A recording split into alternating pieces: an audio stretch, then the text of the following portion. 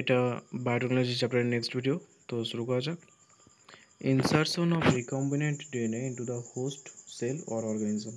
তো এই যে রিকম্বিনেন্ট ডিএনএ তার তো সংখ্যা কীভাবে বাড়ানো যায় সেটা দেখলাম। এবার এটাকে হোস্ট সেল বা কোনো একটা অর্গানিজম তার মধ্যে কীভাবে প্রবেশ করাবো, মানে যে জীবের মধ্যে এই জিনগুলোকে প্রবেশ করানো দরকার তার মধ্যে কীভাবে প্রবেশ করাবো। তো শুরু করা যাক। There are several methods of introducing the ligated DNA into recipient cell. তো এই যে লাইগেটেড ডিএনএ বা রিকম্বিনেন্ট ডিএনএ সেটাকে রেসিপিয়েন্ট সেল, মানে যে কোষের দরকার সেই জিনগুলো, হয়তো হাইট বৃদ্ধি করার জিন মানুষের দরকার, তো মানুষের মধ্যে সেই জিনটাকে যে প্রবেশ করাবো তার অনেক পদ্ধতি আছে। Recipient cell after making them competent to receive, এবং তাদেরকে রিসিভ করার আগে কম্পিটেন্ট হতে হবে। এটা আমরা আগেই পড়েছি, এখানে আবার পড়বো একই। Take up DNA present in the surrounding, এবং যখন সে কম্পিটেন্ট হবে, উপযোগী হবে, তখনই সে ডিএনএটাকে নিতে পারবে তার আশেপাশে থেকে। এমনি নর্মালি পারবে না, কারণ এমনিতে নর্মালি ডিএনএ হয় হাইড্রোফিলিক, তাই সে প্রবেশ করতে পারবে না। So if a recombinant DNA bearing gene for resistance to an antibiotic, example ampicillin, is transferred into E coli cell, the host cell become transformed into ampicillin resistant cell. তো এখানে বলা হচ্ছে যে একটা রিকম্বিনেন্ট ডিএনএ, তার মধ্যে জিন আছে, মানে একটা ডিএনএ রিকম্বিনেন্ট ডিএনএ, তার মধ্যে একটা জিন আছে, সেই জিনটা কি অ্যান্টিবায়োটিক রেজিস্ট্যান্ট, মানে সেই জিনটা যদি থাকে তাহলে অ্যান্টিবায়োটিক তার উপর কাজ করতে পারবে না। এবার এই ডিএনএটাকে কী করা হলো, যে কোনো একটা জীব, বিশেষ করে ধরা যাক ইকোলের মধ্যে প্রবেশ করানো হলো। এর ফলে কী হবে, যে সেই ইকোলাইটাও অ্যান্টিবায়োটিক রেজিস্ট্যান্ট হবে, অর্থাৎ ইকোলাইটাও এখন অ্যান্টিবায়োটিক কোনো প্রভাব বিস্তার করতে পারবে না, কারণ সেই ইকোলাইয়ের মধ্যে অ্যান্টিবায়োটিক রেজিস্ট্যান্ট জিন আছে। If we spread the transformed cell on agar plate containing ampicillin, only transformants will grow, untransformed recipient cell will die. তো এবার যদি এটাকে পরীক্ষা করার জন্য যদি একটা অ্যাগার জেলের মধ্যে কিছু অ্যাম্পিসিলিন রাখা হয়, তারপরে এই ইকোলাইগুলোকে রাখা হয়, তো যে ইকোলাইগুলোতে আগে এই অ্যাম্পিসিলিন রেজিস্ট্যান্ট জিন ছিল না, তারা গ্রো করবে, কারণ তারা মারা যাবে না। কিন্তু যাদের মধ্যে অ্যান্টিবায়োটিক রেজিস্ট্যান্ট জিন আছে, কী হচ্ছে, তারা মারা যাবে। উল্টো বলে দিলাম, ঠিক আছে, যে আগে থেকে যে সমস্ত ইকোলাইয়ের মধ্যে কোনো জিন ইন্ট্রোডিউস করা হয়নি অ্যান্টিবায়োটিক রেজিস্ট্যান্ট, তো তাদের ক্ষেত্রে কী হচ্ছে, যে অ্যান্টিবায়োটিক তাদের উপর প্রভাব বিস্তার করছে, এবং অ্যান্টিবায়োটিক প্রভাব বিস্তার করার জন্য তারা কি গ্রো করছে। আর কিন্তু যারা আনট্রান্সফর্ম, যাদের মধ্যে রিকম্বিনেন্ট ডিএনএ প্রবেশ করতে পারেনি, তাদের মধ্যে কী হচ্ছে, তারা অ্যান্টিবায়োটিক রেজিস্ট্যান্ট জিন তাদের মধ্যে নেই, তার ফলে কী হচ্ছে, অ্যান্টিবায়োটিক তাদের উপর প্রভাব বিস্তার করতে পারছে এবং তাদেরকে মেরে ফেলছে, এই কোলাইগুলোকে মেরে ফেলছে। তো since due to ampicillin resistant gene, one is able to select a transform cell in the presence of ampicillin. তো যেহেতু অ্যাম্পিসিলিন জিন রেজিস্ট্যান্ট, মানে অ্যাম্পিসিলিন রেজিস্ট্যান্ট জিন আছে, এর উপর ভিত্তি করেই একটা ট্রান্সফর্ম সেলকে একটা নন ট্রান্সফর্ম সেল থেকে আলাদা করা যাচ্ছে। The ampicillin resistant gene in this case is called selectable marker. এখানে অ্যাম্পিসিলিন যে রেজিস্ট্যান্ট জিন আছে তাকে সিলেক্টেবল মার্কার বলা হয়, কারণ এটা কি, এটা ট্রান্সফর্মার থেকে নন ট্রান্সফর্মারকে আলাদা করতে পারছে তার জন্য। তো এটা একটা সিম্পল ব্যাপার, যে ইকোলাই তার মধ্যে যদি একটা রিকম্বিনেন্ট ডিএনএ পাঠানো হয়, ধরা যাক একটা জিন আছে অ্যান্টিবায়োটিক রেজিস্ট্যান্ট জিন, অর্থাৎ সেই জিনটা থাকলে অ্যান্টিবায়োটিক তার উপর প্রভাব বিস্তার করতে পারবে না। তো যাদের মধ্যে এটা আছে সেটা রিকম্বিনেন্ট, এবং এদেরকে যদি গ্রো করা হয় অ্যাগার জেলের মধ্যে, তাহলে কি অ্যান্টিবায়োটিক যেহেতু এদের উপর প্রভাব বিস্তার করতে পারছে না, তাই এরা কি গ্রো করবে। তাহলে রিকম্বিনেন্ট বা ট্রান্সফরমেন্ট যেগুলো আছে সেগুলো গ্রো করবে, আর যেগুলো নন ট্রান্সফরমেন্ট তারা কি হচ্ছে, অ্যান্টিবায়োটিক তাদের উপর প্রভাব বিস্তার করবে, তাদেরকে মেরে ফেলবে, তাই তারা গ্রো করতে পারবে না। এটাই, ঠিক আছে। অবটেনিং দ্য ফরেন জিন প্রোডাক্ট, কীভাবে ফরেন জিন প্রোডাক্ট, এবার জিন প্রোডাক্টটা কীভাবে পাবো দেখা যাক। When you insert a piece of alien DNA into a cloning vector and transfer it into a bacterial, plant or animal cell, the alien DNA gets multiplied. তো একটা বাইরে থেকে ডিএনএকে যখন কোনো একটা ভেক্টরের সঙ্গে যুক্ত করা হয়, তারপর সেটাকে ব্যাকটেরিয়ার মধ্যে, প্ল্যান্টের মধ্যে বা অ্যানিমালের মধ্যে প্রবেশ করানো হয়, তো তখন সেই ডিএনএটা অনেক সংখ্যায় বাড়ে। তো এটা অনেকবার পড়েছে আগে। In almost all recombinant technology, the ultimate aim is to produce a desirable protein. প্রত্যেকটা রিকম্বিনেন্ট টেকনোলজির যে এন্ড উদ্দেশ্য, আলটিমেট উদ্দেশ্য, সেটা কি একটা প্রোটিন তৈরি করা। Hence there is a need for the recombinant DNA to be expressed. আর প্রোটিন কীভাবে তৈরি হয়, যে ডিএনএ যখন এক্সপ্রেশন করে ট্রান্সলেশন করে, তার মাধ্যমে প্রোটিন তৈরি হয়। তো রিকম্বিনেন্ট ডিএনএটাকেও ট্রান্সলেশন করতে হবে, নিজেকে এক্সপ্রেস করতে হবে প্রোটিন তৈরি করার জন্য। The foreign gene get expressed under appropriate condition, এবং এই যে ফরেন জিন যেটা ইন্ট্রোডিউস করা হয়েছিল, সেটা এক্সপ্রেস করার জন্য বা সেটা ট্রান্সলেশন করার জন্য কিছু কন্ডিশন দরকার। দ্য এক্সপ্রেশন অফ ফরেন জিন in host cell involve understanding many technical detail. তো ফরেন জিন যখন এক্সপ্রেস করবে তার জন্য অনেক কিছু দরকার আছে। তো নিচে দেখা যাক কী কী আছে। After having cloned the gene of interest and having optimized the condition to induce the expression of the target protein, one has to consider producing it on a large scale. যখন কেউ যে জিনটা আমাদের দরকার সেটাকে ক্লোন করে গেছে, মানে সংখ্যা অনেক বাড়িয়ে দিয়েছে বিভিন্ন পদ্ধতির মাধ্যমে, পিসিআরের মাধ্যমে বা প্ল্যান্টের মধ্যে বা অ্যানিমেলের মধ্যে প্রবেশ করার মাধ্যমে, এবং বিভিন্ন কন্ডিশনও প্রদান করে দিয়েছে যার মাধ্যমে সেই জিনটা এক্সপ্রেস করতে পারে নিজেকে বা সেখান থেকে প্রোটিন তৈরি করতে পারে। তো তখন কী হলো, যখন এভাবে প্রোটিন তৈরি হয়ে গেল, তখন সবাই কী ভাবে যে এটাকে কীভাবে লার্জ স্কেল তৈরি করা যায়, যাতে এটা কমার্শিয়াল ইউজে ব্যবহৃত হয় বা এটা বিক্রি করে টাকা পাওয়া যায়। Can you think of any reason why there is need for large scale production? যদি বেশি পরিমাণে তৈরি করতে পারে কী হবে, সেটা ব্যবসা, সেটা টাকা তৈরি করা যাবে, সেই টাকা বা সেটা কোম্পানি তৈরি করা যাবে। তো অনেক দরকার আছে, সেটা ইকোনমি বৃদ্ধি করবে। If any protein encoding gene is expressed in a heterologous host, it is called recombinant protein. তো রিকম্বিনেন্ট ডিএনএ থেকে যে প্রোটিনটা তৈরি হবে নিজেকে এক্সপ্রেস করার মাধ্যমে, ট্রান্সলেশন করার মাধ্যমে, সেটাই রিকম্বিনেন্ট প্রোটিন।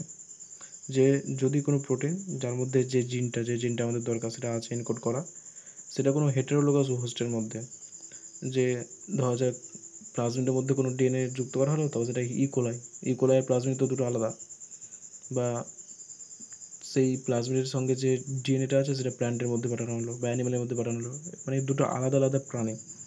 তো এর ফলে যে প্রোটিনটা তৈরি হবে সেটা হলো recombinant protein. The cells harbouring clone genes of interest may be grown on a small scale in the laboratory. তো যে কোষগুলো যার মধ্যে ক্লোন জিনগুলো আছে, যে আমাদের যে জিনটা দরকার, তারা খুব অল্প পরিমাণে ল্যাবরেটরিতে তৈরি হতে পারে। The culture may be used for extracting the desired protein and then purifying it by using different separation technique. তারপর কালচার কোরের মাধ্যমে সেই যে প্রোটিনটা তৈরি হলো সেটাকে আলাদা করতে হবে, এবং তারপর সেটাকে পিউরিফাই করতে হবে, এবং বিভিন্ন পদ্ধতি এতে অবলম্বন করা হয়, যেটা নিচে দেখবে। The cells can also be multiplied in a continuous culture system wherein the used medium is drained out from one side while fresh medium is added from the other side to maintain the cell in their physiologically most active or exponential phase. তো যে কোষটাকে আমাদের express করতে হবে, মানে যে কোষটাকে multiply করতে হবে এই জিনগুলোকে এক্সপ্রেস করার জন্য, তো সেটা একটা কালচার সিস্টেমের মধ্যে কন্টিনিউ হতেই থাকতে পারে। তো এখানে কী হবে, যে যখন সেই প্রোটিনটা তৈরি হয়ে যাবে সেটা একটা নির্দিষ্ট দিক দিয়ে বের করে নেওয়া হবে, আর আরেকটা দিক দিয়ে ফ্রেশ মিডিয়াম অ্যাড করা হবে, এবং এইভাবে একটা দিক দিয়ে প্রোডাক্ট তৈরি হচ্ছে, আর একটা দিক দিয়ে যেগুলো দরকার কনস্টিটিউয়েন্ট সেগুলো অ্যাড করা হচ্ছে, এবং এইভাবে সেই কোষটা তার ফিজিওলজিক্যালি অ্যাক্টিভ থাকবে বা এক্সপোনেনশিয়াল ফেজে থাকবে। This type of culturing method produces a larger biomass leading to a higher yield of desired protein. তো এইভাবে যে কালচার আছে এর মাধ্যমে কী হবে, যে প্রচুর পরিমাণে বায়োমাস তৈরি হবে, কারণ কন্টিনিউয়াস প্রসেস। একটা দিক দিয়ে যেগুলো দরকার, যে ডিএনএ, যে ডিজায়ার ডিএনএ, সেই জিন বা সেই ভেক্টরের সঙ্গে যুক্ত করে সেগুলোকে দেওয়া হচ্ছে, আর একটা দিক দিয়ে প্রোডাক্ট বেরিয়ে যাচ্ছে, মাঝখানে এনজাইম বা যেগুলো দরকার সেগুলো দেওয়া হচ্ছে। তো এইভাবে কন্টিনিউয়াস প্রসেসের জন্য প্রচুর বায়োমাস তৈরি হবে এবং প্রচুর পরিমাণে প্রোটিন তৈরি হবে। Small volume culture can not yield appropriable quantities of product. ছোটো ছোটো যদি কালচার থাকে, ছোটো ছোটো আয়তনের যদি কালচার্স নেওয়া হয় বা বিভিন্ন রকম জার নেওয়া হয়, তো সেটা যথেষ্ট পরিমাণে প্রোডাক্ট তৈরি করতে পারে না। To produce in large quantities the development of bioreactors where large volume 100 to 1000 litre of culture can be processed was required. তো ডেভেলপমেন্টের জন্য বায়োরিয়েক্টর ইউজ করা হয়, যেখানে 100 থেকে 1000 লিটার কালচারকে প্রসেস করা যায়, মানে কতটা বেশি। Thus, bioreactor can be thought of as vessel in which raw material are biologically converted into a specific product. তো বায়োরিয়েক্টর হচ্ছে এক ধরনের ভেসেল বা এক ধরনের একটা জার, যেখানে কী করা হয়, যে বিভিন্ন র ম্যাটেরিয়াল অ্যাড করা হয় কাঁচা মাল দেওয়া হয় এবং সেখান থেকে সেটা বায়োলজিক্যালি কনভার্ট হচ্ছে এবং সেখান থেকে স্পেসিফিক প্রোডাক্ট বা স্পেসিফিক প্রোটিন তৈরি হচ্ছে, যেটা আমাদের দরকার। Individual enzyme, example using microbial, plant, animal and human sell. এবং এটা কী কী কাজে লাগছে, বিভিন্ন এনজাইম এখানে কাজে লাগছে তার সাহায্যে, এবং তাছাড়া বিভিন্ন রকমের প্ল্যান্ট, অ্যানিম্যাল বা হিউম্যান কোষকে এরা ব্যবহার করছে। A bioreactor provides the optimal condition for achieving the desired product by providing optimal growth condition, temperature, pH, substrate, salt, vitamin, oxygen. তো এই বায়োরিঅ্যাক্টরের মধ্যে কী হয় যে এটা একটা অপটিমাল কন্ডিশন, যে অপটিমাল কন্ডিশনটা দরকার হয় এই জিনগুলোকে এক্সপ্রেস করার জন্য, প্রোটিন তৈরি করার জন্য, সেই অপটিমাল কন্ডিশনটা বায়োরিঅ্যাক্টরের মধ্যে থাকে। যে optimal temperature, pH, substrate, salt, vitamin, oxygen দরকার, সেগুলো সবই থাকে। The most commonly use bioreactor are stirring type which are, এটা অনেক টাইপের আছে, তার মধ্যে সবচেয়ে কমন হচ্ছে স্টিরিং টাইপ। তো এটাই নিচে দেওয়া আছে। তো এখানে দেখতে পাচ্ছি স্টিরিং টাইপটা হচ্ছে এটা। তো এখানে দেখতে পাচ্ছি এখানে যে স্টেরাইল এয়ার, বাতাস দেওয়া হচ্ছে। এখানে কালচার ব্রথ, এখানে কালচারগুলো অ্যাড করা হয়েছে। ফ্ল্যাট ব্লেডেড এম্পেরার, এর মাধ্যমে এই কালচারগুলো মিক্সড হবে। ফোম বেকার, এখানে যে ফোম আছে বা ফেনা তৈরি হবে সেগুলো ব্রেক হবে। মোটর এটা, এখানে অ্যাসিড বেস পিএইচ কন্ট্রোল, মানে এটার মাধ্যমে অ্যাসিডিক এনভায়রনমেন্ট বা বেসিক এনভায়রনমেন্ট সেটা কন্ট্রোল হবে, মানে অ্যাসিডিটি বা বেসিক। আর এটা হচ্ছে স্টিম ফর স্টেরিলাইজেশন, স্টেরিলাইজেশন করার জন্য স্টিম, যাতে অন্য কোনো জীব বা প্রাণী এখানে যুক্ত হতে না পারে। তো ফার্স্ট ছিল স্পার্সড স্টার ট্যাঙ্ক বায়োরিঅ্যাক্টর, ও ফার্স্টে ছিল সিম্পল স্টার ট্যাঙ্ক বায়োরিঅ্যাক্টর, আর এটা যেটা আছে সেটা হচ্ছে স্পার্সড স্টার ট্যাঙ্ক বায়োরিঅ্যাক্টর। তো এক্ষেত্রে কী আছে, এই যে স্পার্সড আছে সেখানে গ্যাস তৈরি হবে, এখানে সারফেস এরিয়াটা অক্সিজেন ট্রান্সফারের জন্য বাড়বে। আর বাম্বল তৈরি হবে, যেটা dramatically increase the oxygen transfer area, bumble তৈরি হবে যেটা অক্সিজেন ট্রান্সফার এরিয়াটা বাড়াবে। তো এটা একটা আলাদা পরিবেশ। সবচেয়ে বেশি ইম্পর্টেন্ট হয় যেটা আছে এই সিম্পল স্টার ট্যাঙ্ক বায়োরিঅ্যাক্টর। তো এটা এবারে ডিটেলসে দেওয়া আছে যে কীরকম স্টার ট্যাঙ্ক বায়োরিঅ্যাক্টরটা। A stir tank reactor is usually cylindrical or with a curved base to facilitate the mixing of the reactor contents. তো এটা সিলিন্ড্রিক্যাল হয় এবং এর মধ্যে কী হয় যে একটা কার্ভ থাকে যার মধ্যে বিভিন্ন রকম যে কন্টেন্টগুলো বা কাঁচামালগুলো দেওয়া হয়েছে তার সঙ্গে যে বিভিন্ন রকমের যে এনজাইম সেগুলো মিক্স হতে পারে। The stirrer facilitates even mixing and oxygen availability throughout the bioreactor. তো এটা মিক্সিং করতে তাছাড়া অক্সিজেনও অ্যাভেলেবল হয়, অক্সিজেন প্রবেশ করানোর জন্য জায়গা আছে। Alternatively air can be bubbled through the reactor, এখানে বাতাস প্রবেশ করতে পারে এবং সেখান থেকে বাবলও তৈরি হতে পারে। If you look at the figure closely will see that the bioreactor has an agitated system, an oxygen delivery system, and foam control system, a temperature control system, pH control system, and sampling ports so that a small volume of the culture can be withdrawn critically. তো একটা বায়োরিঅ্যাক্টরের মধ্যে ভালো করে যদি ছবিটা দেখো তো অনেক কিছু আছে। এখানে একটা এগিটেটেড সিস্টেম আছে যেটা নাড়াতে সাহায্য করবে, যে মিক্স করতে সাহায্য করবে। অক্সিজেন ডেলিভারি সিস্টেম, যেটা অক্সিজেন প্রবেশ করাতে সাহায্য করবে। ফোম কন্ট্রোল সিস্টেম, যেটা ফ্যানাটাকে কন্ট্রোল করবে। টেম্পারেচার কন্ট্রোল সিস্টেম, যেটা তাপমাত্রাটাকে কন্ট্রোল করবে। পিএইচ কন্ট্রোল সিস্টেম, যেটা পিএইচটাকে কন্ট্রোল করবে, মানে অ্যাসিডিক এবং বেসটাকে। আর স্যাম্পলিং পোর্ট, যেখানে স্মল ভলিউম অফ কালচারটাকে উইথড্র করা হবে। তো এবার লাস্ট আছে ডাউন স্ট্রিম প্রসেস। তো এখানে দেখা যায় after completion of the biosynthetic stage, মানে এই যে উপরের স্টেজ সেটা হচ্ছে বায়োসিনথেটিক, যেটা বায়োরিঅ্যাক্টর হচ্ছে যে ডিজায়ার প্রোটিনটা তৈরি করা। The product has to B subjected through a series of process before it is ready for marketing as a finished product. তো ওই প্রোডাক্টটাকে তো সরাসরি মার্কেটে পাঠানো যেতে পারে না, বাজারে বিক্রি করা যায় না। বাজারে বিক্রি করার আগেও অনেকগুলো পদ্ধতি অবলম্বন করতে হয়, সেটা হচ্ছে ডাউন স্ট্রিম প্রসেসিং। যে এই প্রোডাক্টটা বা প্রোটিনটা তৈরি হয়ে গেল, এবার এটাকে যাতে বাজারে বিক্রি করা যায় তার জন্য কী কী পদ্ধতি অবলম্বন করতে হবে। The processes include separation and purification, এদেরকে আলাদা করতে হবে, এদেরকে পরিশ্রুত করতে হবে, which are collectively referred to downstream processing. এবং এই সেপারেশন আর পিউরিফিকেশনকে বলা হয় downstream processing. The product has to be formulated with suitable preservatives, তারপর তার মধ্যে প্রিজারভেটিভস দিতে হবে যাতে এটা নষ্ট না হয়ে যায়। Such formulation has to undergone through clinical trial as in case of drugs, যদি ড্রাগস হয়ে থাকে তো সেই ড্রাগসগুলো অনেকগুলো ক্লিনিক্যাল ট্রায়ালের মধ্যেও যাবে, যাতে সেটা কোনো রকমভাবে জীবজন্তু বা মানুষ এদের ক্ষতি না করে।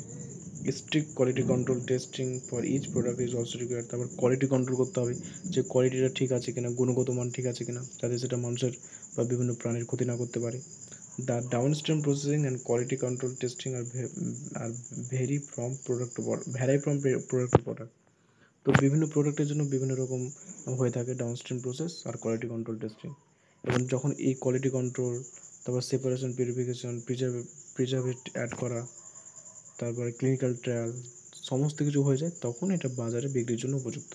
এবার এটাকে বাজারে বিক্রি করতে পারি সেই প্রোডাক্টটাকে, সেই প্রোটিনটাকে। তো এই ছিল বায়োটেকনোলজি। এখানে বায়োটেকনোলজি চ্যাপ্টারটা শেষ হলো, ফার্স্ট যে বায়োটেকনোলজি আছে। এরপরে বায়োটেকনোলজির আরেকটা চ্যাপ্টার আছে, সেটা নেক্সট ভিডিওতে আস্তে আস্তে আপলোড করা হবে। তো এই ভিডিওতে প্রত্যেকটা ওয়ার্ড, প্রত্যেকটা লাইন ভালো করে বোঝানো হয়েছে। তা যদি তোমাদের কোনো সমস্যা থাকে কমেন্টে জানাবে, আর তোমরা ভিডিওটিকে লাইক করো। যদি কোনো সমস্যা থাকে সেটাও কমেন্টে জানাও, ভালো লাগলে অবশ্যই কমেন্টে জানাও। আর তোমাদের ফ্রেন্ডসদের মধ্যে শেয়ার করো, আর চ্যানেলটিকে সাবস্ক্রাইব করো। ধন্যবাদ তোমাদের সবাইকে ভিডিওটি দেখার জন্য।